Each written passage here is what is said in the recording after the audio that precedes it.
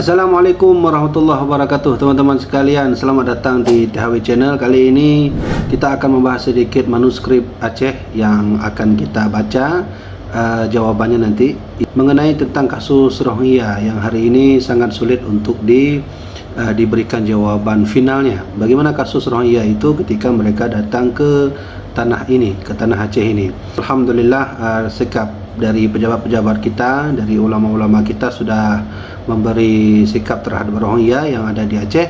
Namun kali ini teman-teman, kami ingin memberikan sedikit informasi yang langsung dari Sultan Iskandar Muda ataupun aturan-aturan Qanun Mughta Alam terhadap kasus yang terjadi hari ini seperti Rohingya yang datang ke tempat kita. Jadi artinya di sini kami ingin membahas bagaimana sikap Sultan Iskandar Muda ketika menghadapi kasus Rohingya. Pada bulan yang lalu mungkin kita sudah tahu ada beberapa kasus yang kita alami, yaitu datangnya Rohingya ke tempat kita, dan mereka pun membawa sikap yang sedikit unik, sedikit aneh. Bahkan kita temui tidak semua dari mereka itu beragama Islam.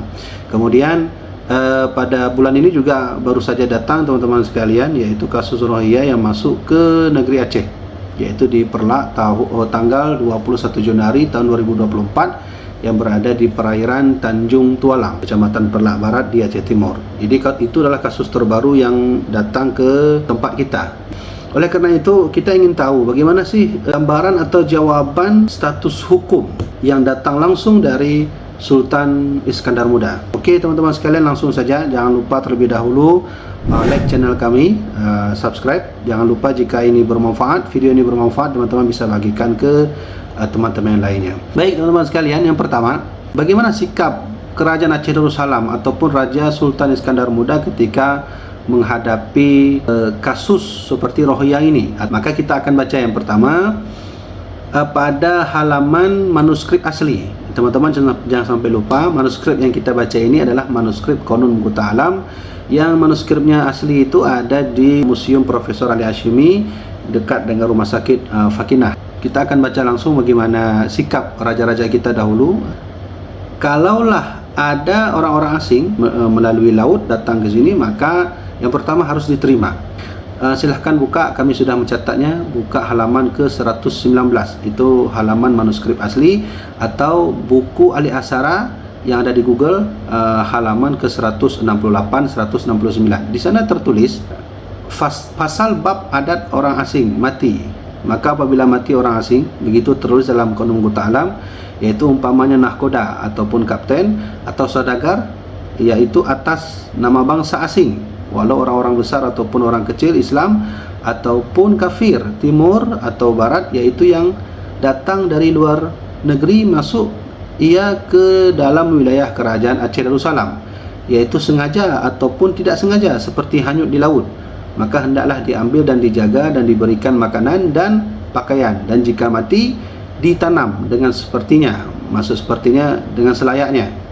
Dan jika matinya dalam wilayah Aceh, ia orang bersangkutan seperti yang telah tersebut itu, maka rumahnya itu dijaga dan sekalian hartanya didaftarkannya dan anak kuncinya diambil. Nah, jadi cara menyikapi pertama ketika ada orang asing datang ke Aceh yang dia itu mau kafir ataupun tidak, dan dalam kondisi dia itu terdampar, maka sikap kita pertama adalah teman-teman, sesuai dengan keputusan hukum Kerajaan Aceh Darussalam, mereka harus diterima. Nah, jadi jika kita sudah menerima mereka, maka kita berikan makan kepada mereka, kita berikan minum kepada mereka, kita berikan pakaian kepada mereka, dan jika mereka mati, maka silahkan ditanam dengan selayaknya, yaitu dikuburkan sesuai dengan agama mereka, baik kafir ataupun kita Islam. Nah, kemudian jika status mereka sudah sampai ke tanah Aceh, lalu mereka sudah berada di Aceh, apa sikap kedua yang harus kita lakukan terhadap mereka? Maka kita akan baca lagi di Qanun Mughta Alam. Teman-teman bisa melihat manuskrip aslinya, kami tulis halaman 32, dan buku ahli aksaranya yaitu halaman 2 sampai 3. Yang pertama, sikap kita terhadap mereka ketika mereka sudah tinggal di Aceh itu harus buat aturan. Aturannya adalah di sini tertulis, maka peganglah dengan sungguh-sungguh hati Qanun Mughta Alam Al-Asyi dari Karena mengikut Imam Hanafi, Imam Maliki, Imam Syafi'i dan Imam Hambali, dan 4 mazhab itu semuanya tunduk pada syariat Rasulullah SAW, yakni berhimpun 4, yaitu Islam dan iman dan tauhid dan makrifat, maka barulah bernama agama. Jadi sikap pertama kita terhadap rohiyah yang datang ke sini, setelah kita terima, maka kita harus berikan aturan kepada mereka. Aturannya adalah bahawa mereka harus kita terapkan hukum syariat, harus menjalankan hukum-hukum yang sudah ada di negeri Aceh ini, dan mereka wajib menurutinya. Jadi selama tinggal di sini mereka wajib menurutinya. Jika Islam, maka yang kafir ya wajib menuruti hukum-hukum yang ada pada kerajaan Aceh Darussalam. Nah, kemudian yang kedua, kita juga harus membuat aturan. Demikianlah yang ditulis dalam Qanun Mughta Alam bagi mereka yang berstatus asing, jadi mau pribumi Aceh, orang asli Aceh ataupun tidak, maka harus mengikuti perintah Al-Quran, hadis, ijma' dan qiyas. Yang kedua, harus mengikut bagaimana sikap ulama Ahlus Sunnah wal Jamaah. Kita sebagai orang Aceh asli ataupun mereka yang datang ke sini yang sudah sampai ke tanah Aceh, maka wajib bagi mereka itu mengikut perintah atau titah ulama Ahlus Sunnah wal Jamaah. Ini langsung Fatwa Iskandar Muda halaman ke-52 manuskrip aslinya, dan halaman ke-40 sampai 41, yaitu versi Ali Asara. Jadi kita bacakan saja, nanti teman-teman bisa melihat langsung ya di dalam Qanun Mughta Alamnya. Syahadan bermula bahawa telah termaktub dalam Qanun Mughta Alam Al-Asyi Darussalam bahwasanya tiap-tiap kerajaan bahawa hendaklah menjaga dengan betul-betul agama Islam dan hukum syarat Rasulullah SAW, dan yang menjadi khadam syariat Rasulullah itu diserahkan ke dalam tangan alim ulama Ahlussunnah wal Jamaah radhiyallahu anhum. Maka hikmahnya demikian itu, kuat kerajaan, aman negeri, dan senang rakyat, dan adil hukum, maka makmurlah negeri. Dan hendaklah alim ulama Ahlussunnah wal Jamaah itu jangan memakai ilmu catur, sebab ilmu catur itu pakaian kerajaan negeri, maka tiada boleh bercampur keduanya. Maka jika bercampur ulama-ulama kepada ilmu catur, maka sudah teranglah ulama itu qabih atau jelek, dan jahil. Qabih itu jelek ya, buruk. Akhirnya tamak dan mengasuh rakyat, hendak memiliki huru-hara negeri dan merusakkan keamanan rakyat dan kemakmuran rakyat.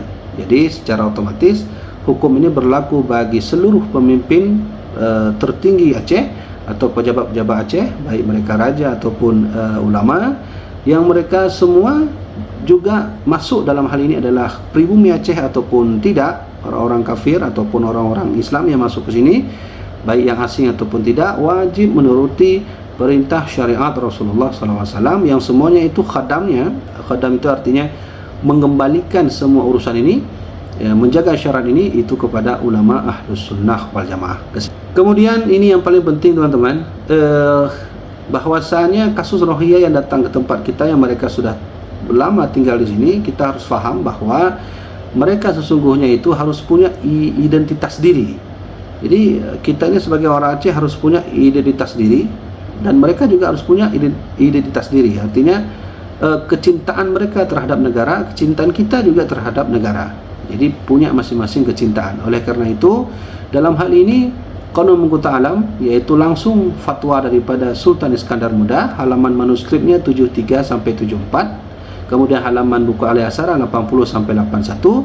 Di sana tertulis tiap-tiap bangsa jangan lupa kepada diri sendiri, yaitu kepada alam dan kepada negeri, dan kepada hidup dan kepada tabiat, dan kepada gagah dan kepada berani, dan kepada tertib sopan, dan kepada perusahaan, dan kepada kelakuan.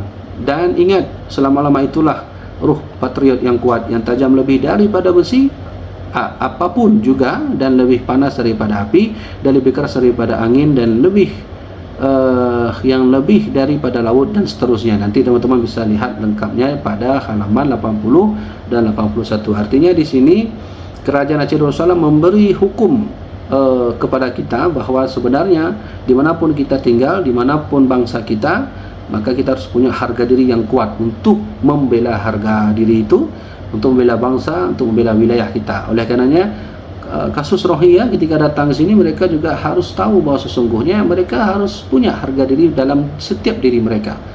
Artinya mereka juga harus membela bangsanya, mereka harus membela negerinya. Demikianlah Qanun Mughta Alam menjawab kasus yang ada pada rohiyah. Nah teman-teman sekalian, dari sikap-sikap tadi kita sudah tahu bahwa sesungguhnya Jika ada kasus Rohingya yang datang, lalu kita terima mereka, lalu kita berikan hukuman, kita berikan aturan kepada mereka, kemudian bahkan kita mengajarkan mereka harga jati diri yang sebenarnya dan seterusnya. Maka yang terakhir adalah ketika mereka datang ke sini, hidup lama di sini, lalu mereka tidak menuruti apa yang kita mau, tidak menuruti hukum-hukum Al-Quran, tidak menuruti hukum-hukum hadis, yang keduanya itu merupakan hukum resmi Kerajaan Aceh Darussalam, maka seluruh sultan-sultan Aceh harus memberi hukuman kepada mereka. Apa hukuman yang harus diterima oleh Rohingya? Maka kita akan baca di dalam Qanun Muqta' Alam. Teman-teman bisa melihat langsung manuskrip aslinya itu halaman 36 dan 37, versi buku Al-Asharah halaman 13 ke 14. Nah, di sana tertulis, teman-teman, saya bacakan saja, nanti selebihnya teman-teman bisa baca langsung. Maka jika rakyat berkhianat kepada yang benar, maka dihukumkannya dengan hukuman 1 tahun dalam paga. Jadi artinya jika kasus Rohingya yang datang ke sini sudah lama mereka tinggal di sini, makan kita berikan, minum kita berikan, aturan juga kita berikan, lalu mereka tidak mau menuruti apa yang kita mau, tidak mau menuruti titah ulama Ahlus Sunnah wal Jamaah, tidak mau menuruti hukum-hukum daripada Qanun Muqta' Alam yang ada di Aceh, maka mereka harus diberi penjara selama 1 tahun. Nah, jadi itu adalah sikap Kerajaan Aceh Darussalam untuk memberikan hukuman bagi seluruh rakyat pribumi ataupun non pribumi, harus 1 tahun dalam paga. Paga itu adalah penjara. Dan setelah itu mereka juga harus kena hukuman lain, yaitu hukuman adat konun ma'ruf dan uruf setahil 2 emas. Selain mereka dipenjara 1 tahun, mereka harus memberikan denda, yaitu masa itu setahil 2 emas. Nah, setahil 2 emas itu, teman-teman sekalian, 37 gram atau setara dengan 11,4 mayam. Jika dirupiahkan, maka per orang jika melanggar aturan kebenaran, maka dia selain 1 tahun di penjara, rupiahnya mereka harus membayar per orang 34.770.000. Jadi itu ukuran rupiah jika kita konversi daripada setahil 2 emas tadi.